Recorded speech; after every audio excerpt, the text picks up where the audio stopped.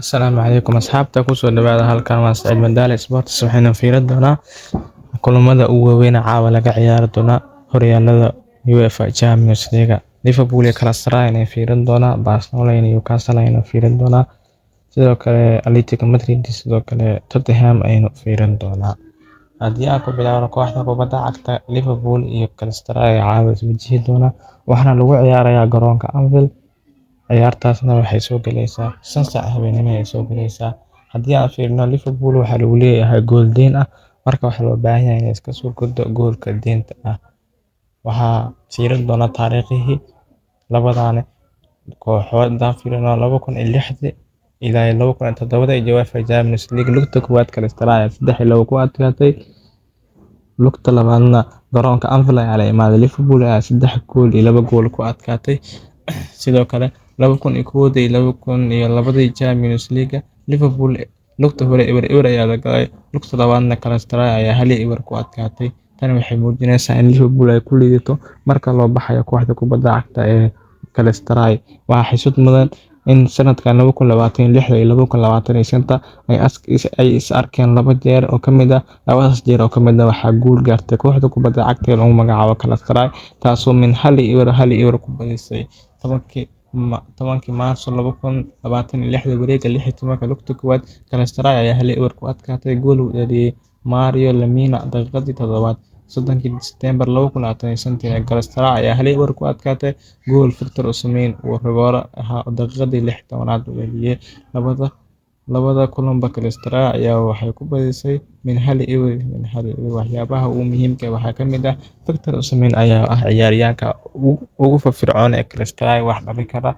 Difaaca Galatasaray oo aad u adag sidoo kale Arne Slot iyo tiimka Liverpool oo aad ay ugu xun tahay.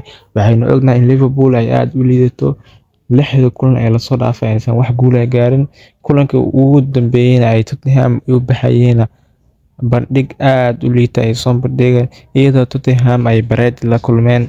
Tottenham oo sanadkan aad u liita ay bareed la soo galeen.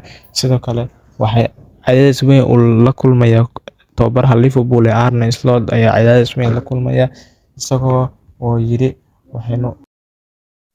isagoo sii hadlaya wuxuu yiri waynu aqbaleynaa cadaadiska, waxaynu rajaynaynaa kulanka Galatasaray inay guul gaarno. Sidoo kale wuxuu yiri Arne Slot mar walba waxaynu dareensanahay taageerada fanskeena inaan weligeen kaligeen ma socono, macnaha mar walba aan badino taageerayaashana ayna garab istaago. Sidoo kale wuxuu codsi u dirsaday caawa in taageerayaasha Liverpool ay garab istaagaan, taas oo kamid ah in taageerayaasha kooxda kubadda cagta Galatasaray loo diiday inay u soo duulaan Anfield, taasoo ka dhigan in ciyaarta caawa halkiis ay ka socon doonto oo ah taageerayaasha Liverpool kaliya.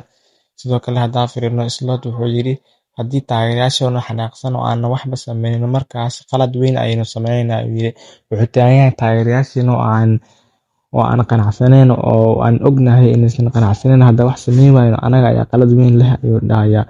Ciyaarta caawa wax walba ay u dhici kartaa, dhanka Galatasaray way u dhici kartaa, dhanka Liverpoolna way u dhici kartaa. Sidoo kale waxaa xusid mudan in Liverpool inay Galatasaray ay ku liidato kulamada banaanka ee mar walba la aadayo.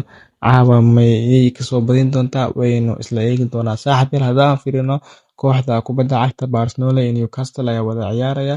Haddii aan ku bilaabno Barcelona vs Newcastle ayaa caawa isku bixi doona. Haddaan fiirino taariikhihii hore Newcastle iyo kooxda kubadda cagta ee lagu magacaabo Barcelona 10 Maarch 2026 Newcastle waxay isku baxeen hal ayaa la galay. 18 Sebtembar 2025 Newcastle iyo sidoo kale kooxda kubadda cagta Barcelona ayaa 2-1 ku adkaatay. Labadaas gool uu dhaliyay ciyaaryahanka amaahda ugu jooga Barcelona ee Marcus Rashford.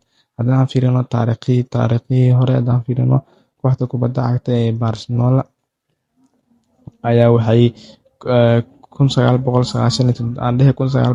1998 kooxda Newcastle ayaa waxay 3 gool iyo 2 gool ugu adkaatay kooxda kubadda cagta Newcastle, iyadoo ciyaaryahanka lagu magacaabo Asprilla uu dhaliyay hat-trick uu dhaliyay.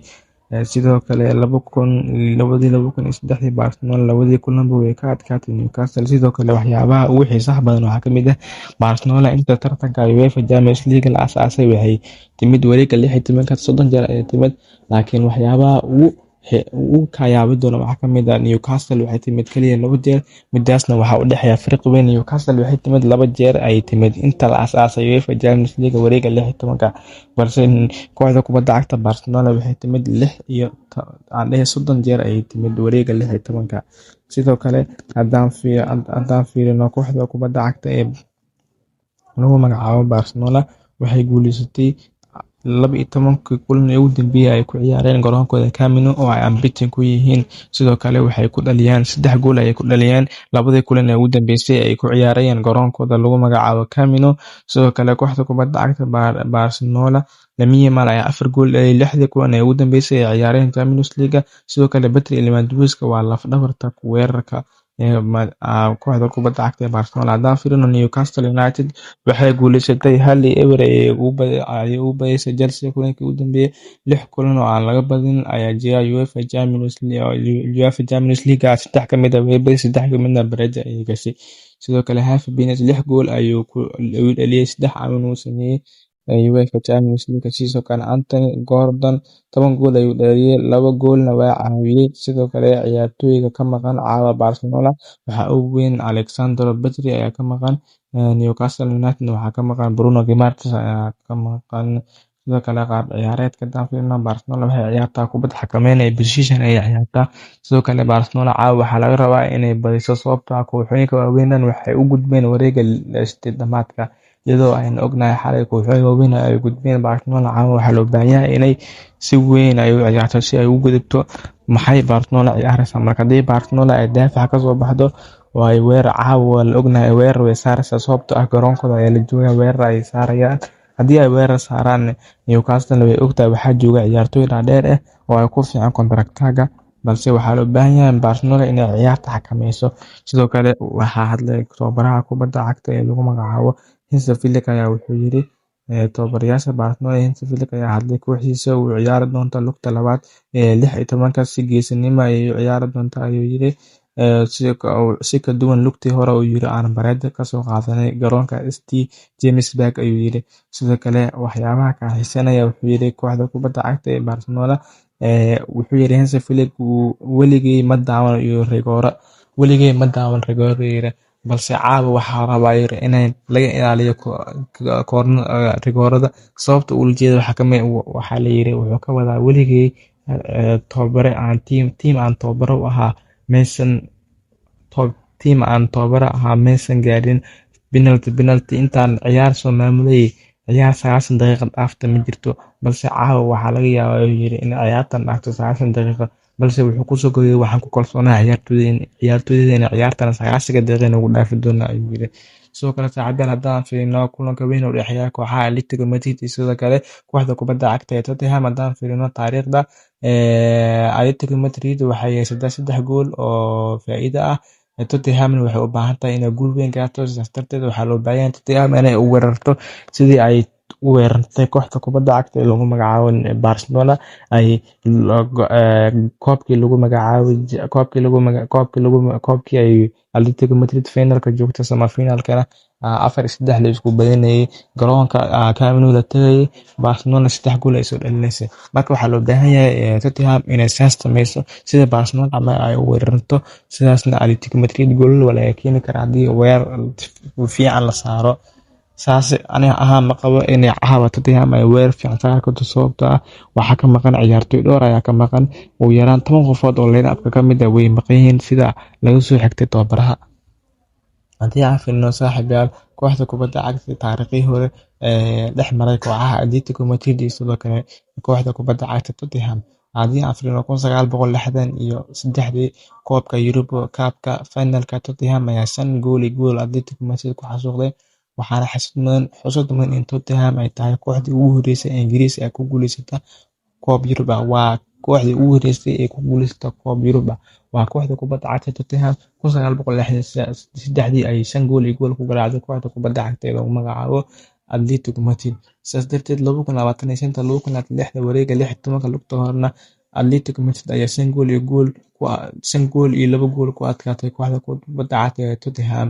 Haddii aan fiirino foomka ay labada kooxood ku jiraan cadaadis weyn ayaa saaran kooxda kubadda cagta ee Tottenham maadaama 3 gool lagu leeyahay waxaa ka maqan Tottenham Richarlison oo ganaax u maqan sidoo kale kooxda guud ahaan dhaawacyo badan ayaa jira tababaraha kooxda Erik ten Hag ayaa saaran cadaadis xoog leh ayaa saaran sidoo kale Atletico Madrid waxaa ka maqan Joe Oblak ayaa ka maqan sidoo kale ma ciyaari doona ayaa la yiri sidoo kale waxyaabaha ugu xiisaha badan waxaa ka mid ah in Atletico Madrid ay haysato farqi 3 gool ah taasina ay muujinayso in Atletico Madrid ay si fudud ugu gudbi karto wareegga 8-dhamaadka ee UEFA Champions League waxyaabaha ugu weyn ayay ka mid ahaayeen saaxiibayaal fadlan subscribe noo saar hanaga tagin 10 subscribe 50 subscribe iyo sidoo kale 100 subscribe na gaarsiiya waxaad inuu awoodaan saaxiib asaagiina hanaga reebin ficil waxay haystaan 3,000 4,000 5,000 dad 2 milyan haysta anigana maalin walba fiidiyowga 13 ay soo gelinaya saaxiibayaal haddii hal qof i daawada xitaa subscribe soo dhaaniid sayta waa maasantahay